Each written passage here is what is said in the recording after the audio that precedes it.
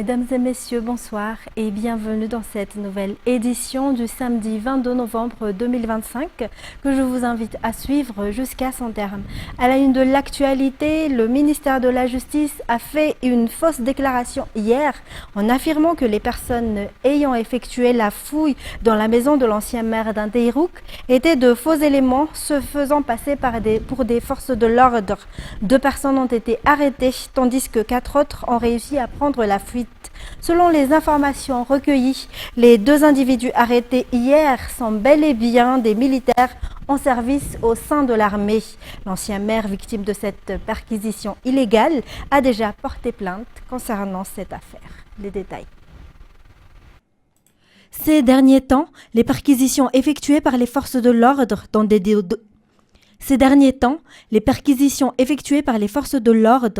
des domiciles privés se sont multipliées. Pourtant, beaucoup d'entre elles sont réalisées sans aucune autorisation et la plupart des agents qui les exécutent ne présentent aucun document justificatif. Très souvent, cela se termine par des vols d'objets, d'argent, de véhicules, ainsi que par des dégradations matérielles, comme ce fut le cas dans les locaux de la société Sodiat au début du mois de novembre. Hier encore, des membres des forces de l'ordre sont venus effectuer une perquisition dans les locaux d'un opérateur en pierres précieuses, ancien maire d'Indeirouk. Ils étaient même munis d'un ordre de perquisition signé par la procureure générale. Une solidarité s'est créée parmi les habitants du quartier et une arrestation a eu lieu. Ainsi, 2 des 6 personnes ayant mené la perquisition ont été remises à la gendarmerie. Mais dans la nuit, le ministère de la Justice a déclaré que ces individus étaient des usurpateurs, se faisant passer pour des agents des forces de l'ordre et que tous les documents utilisés étaient falsifiés. Cependant, ces affirmations sont totalement fausses, car les individus en question sont bel et bien des membres des forces armées, toujours en fonction à l'heure actuelle. Pourquoi donc le ministère de la Justice a-t-il menti? Y aurait-il quelqu'un que la ministre tente de protéger derrière cette affaire? Et face à la libération du député mis en cause dans une affaire de trafic de tortues, le ministère de l'Environnement et du Développement durable appelle les autorités judiciaires compétentes à examiner de près cette affaire et à prendre une décision ferme. Le ministère réaffirme que la protection des ressources naturelles, en particulier des espèces menacées d'extinction, doit rester une priorité nationale. Il rappelle également que nul n'est au-dessus de la loi et que ce député doit être sanctionné conformément à la législation en vigueur. Dans les actualités également, les employés de la SMA, la Société municipale d'assainissement, sont en grève depuis hier. Face à cette situation, la direction de l'entreprise lance un appel au dialogue. L'arrêt du ramassage des ordures a des conséquences néfastes pour les habitants d'Antananarivo, selon ses explications. Fadjasena Mirai, Sej Anjanab. Les employés de la SMA ont suspendu les activités de nettoyage et de ramassage des ordures à Antananarivo depuis hier. Parmi leurs revendications figurent la couverture sociale et l'accès aux soins pour les employés. Aucun service minimum n'est assuré par les employés de la SMA. Selon le directeur général, le colonel Tina Razaf Manaak, l'intégration des employés dans un système de prise en charge médicale est prévue pour ce mois de décembre. Il appelle les quelques 200 employés grévistes au dialogue. Toujours selon les explications, les employés perçoivent désormais un salaire complet, alors qu'auparavant, ils ne percevaient que la moitié. Toujours selon les explications, aucune notification préalable n'a été faite par les employés avant la suspension de leurs activités. De leur côté, les employés affirment qu'ils ne retourneront pas au travail tant que leurs revendications ne seront pas satisfaites. Et puis, les enseignants ont accepté les mesures d'apaisement proposées par les responsables de la circonscription scolaire d'Intimudjan concernant le différend qui avait éclaté en début de semaine autour du projet de révocation ou non du chef ZAP de la commune d'Ambouizouki.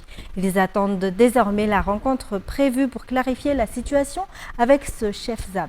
Jean-Claude Ndjamalal. Le représentant des enseignants de la ZAP d'Ambouizouki a déclaré que le conflit lié à la révocation du chef ZAP est désormais résolu. Il confirme que les cours ont repris normalement sur place et que les enseignants ont accepté les mesures prises par la Cisco d'Intimudjan. Selon ce représentant des enseignants, la situation est désormais apaisée. Toutefois, il précise que seule la rencontre à venir avec le chef ZAP permettra de résoudre définitivement les problèmes et tensions antérieurs. Dans un tout autre sujet, la conférence des pays membres de la SADC impliqués dans la gestion des risques et des catastrophes se tiendra à Antananarive du 25 au 27 novembre prochain. Madagascar, pour sa part, est l'un des pays les mieux préparés en Afrique en matière de préparation aux catastrophes naturelles. Parmi les 3 objectifs de ce sommet figure l'amélioration de la coordination générale lorsque surviennent les catastrophes, selon le directeur général du BNGRC, le général Ramanantsoa Gabriel. Les détails. La région de l'Afrique australe est souvent confrontée à des catastrophes naturelles telles que les cyclones, les inondations, les sécheresses et les crises sanitaires depuis les années 1980. Dans ce contexte, les dirigeants de ces pays n'avaient pas toujours exploré des solutions rapides pour résoudre les problèmes de leur population, notamment en matière de préparation. À Madagascar, en revanche, il existe chaque année des mesures anticipées prises par le BNGRC et l'on constate que le nombre de sinistrés diminue d'année en année après les catastrophes, selon le général Ramanantsoa Gabriel, directeur général du BNGRC. Sans ces préparations, le coût de la reconstruction serait beaucoup plus élevé, selon les responsables de la FAO.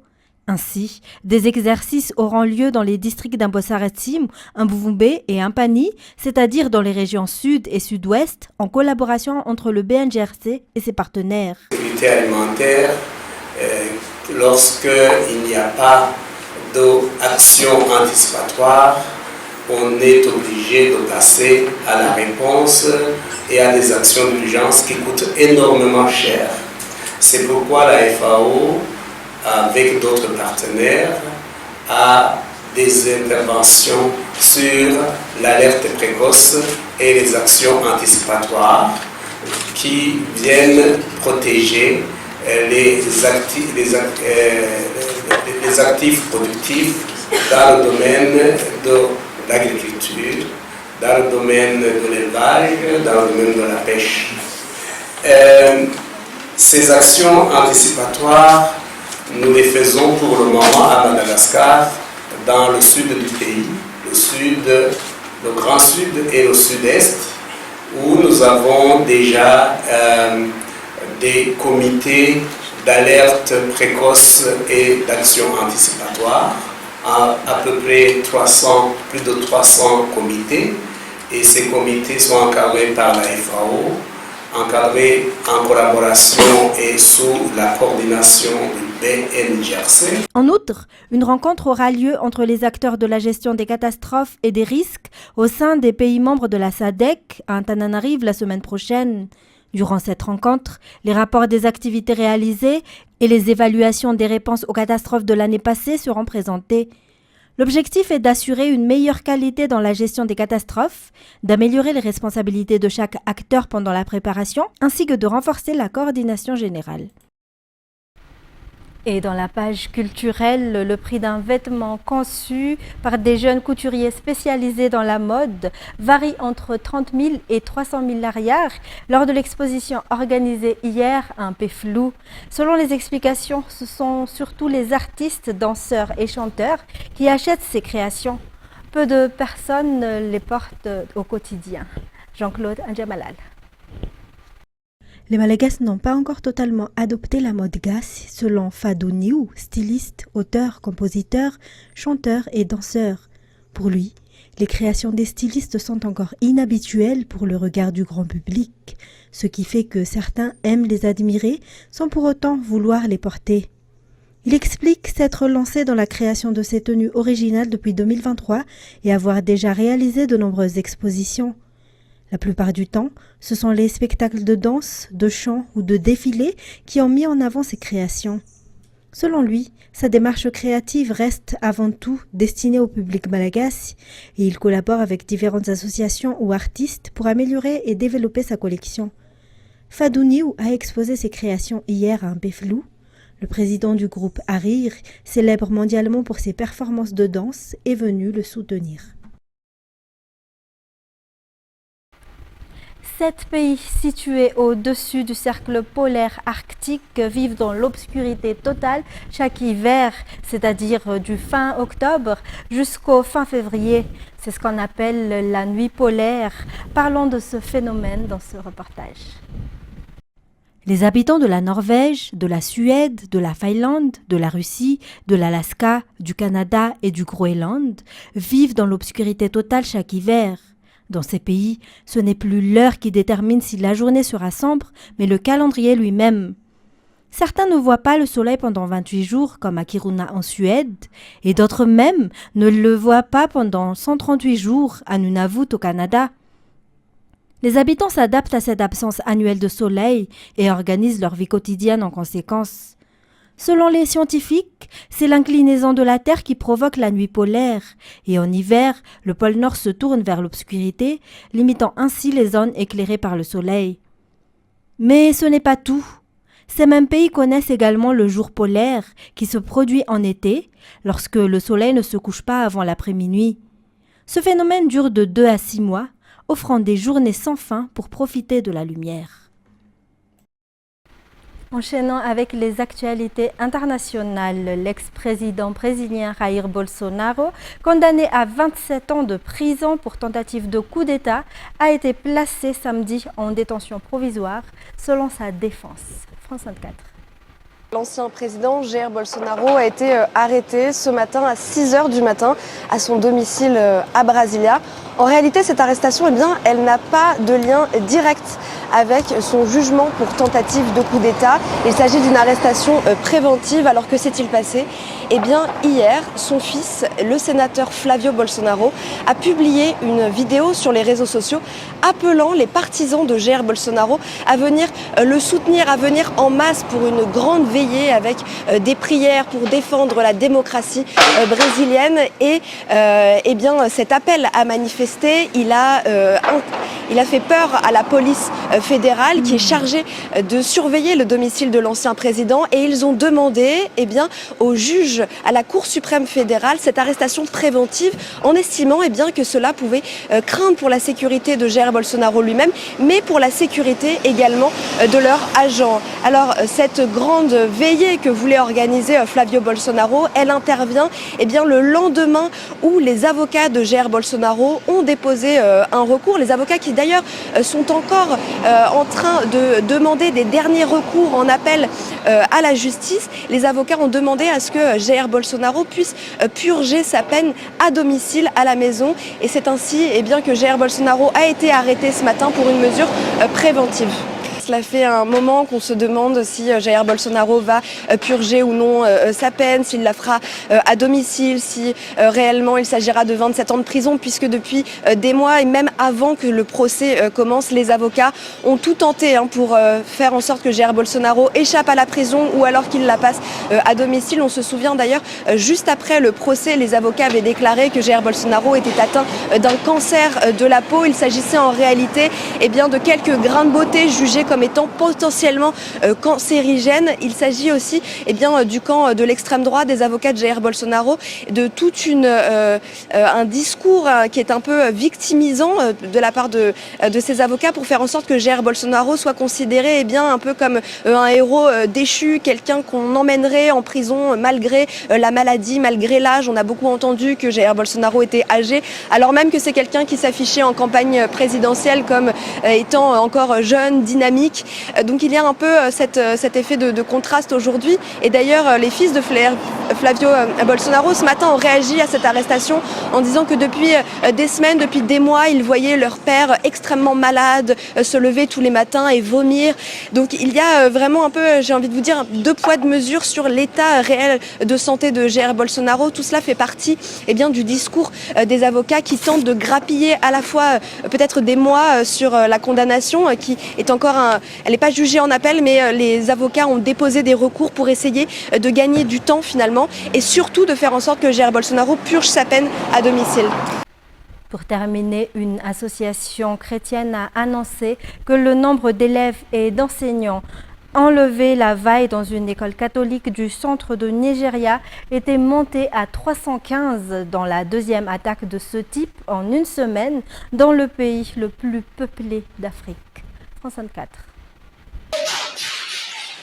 Des coups de feu à l'intérieur d'un lieu de culte, en plein milieu d'un service religieux, filmé par les caméras qui retransmettaient l'office en direct. Des hommes armés s'emparent des biens des fidèles. 2 personnes sont mortes dans cette attaque et d'autres ont été enlevées. Nous célébrions un office pour les 18 personnes qui avaient été kidnappées il y a 3 semaines et qui avaient toutes été secourues. C'est pour ça que nous faisions cet office de louange. Des violences qui ne semblent connaître aucune limite et se répètent au Nigeria. Les écoles sont régulièrement ciblées par ces attaques.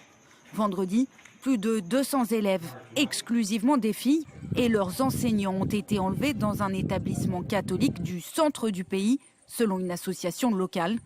La sœur de cette jeune femme a réussi miraculeusement à s'échapper. C'est traumatisant. Ma mère, je pense qu'elle ne réalise même pas. Lorsque ma sœur s'est échappée ce matin, quand tout ça est arrivé, elle a dit « Encore ?» L'année dernière, ma mère et mon frère aîné ont été kidnappés. Et nous avons appelé les services de sécurité et la police. Mais ils nous ont répondu qu'ils ne pouvaient rien faire. On a dû payer une somme énorme pour les faire libérer. Au Nigeria, pays le plus peuplé d'Afrique de l'Ouest, les enlèvements de masse sont devenus courants, notamment depuis le kidnapping de près de 300 écolières à Chibok en 2014, perpétré par les djihadistes de Boko Haram. Il y a tout simplement beaucoup d'argent à gagner dans cette entreprise. Nous avons remarqué que des groupes qui étaient auparavant plus cohérents sur le plan idéologique ont complètement changé leurs activités pour se contenter de tirer profit de cette pratique. Face à l'intensification des attaques ces derniers jours, les autorités ont annoncé fermer les écoles de plusieurs régions. Le président nigérian a lui déclaré annuler tous ses déplacements à l'étranger, notamment celui prévu en Afrique du Sud pour le G20. Mesdames et messieurs, c'est la fin de cette édition. Merci à vous de l'avoir suivi. Rendez-vous demain pour plus d'actualités. Au revoir et bonne soirée en notre compagnie.